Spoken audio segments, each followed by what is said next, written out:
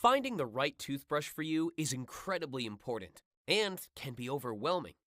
When you need a little bit extra power, you might want to try an electric toothbrush.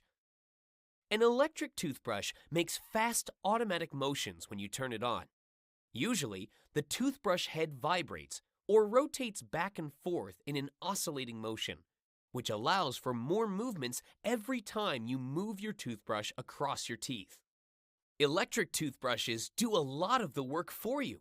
They're really effective at cleaning and helping you remove plaque buildup from your teeth and gums, especially for people with limited mobility. Studies have even shown that electric toothbrushes are more effective at cleaning teeth and gums than their manual counterparts.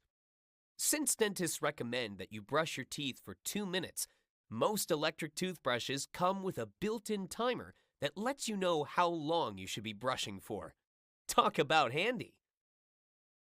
Lastly, brushing with an electric toothbrush can be fun.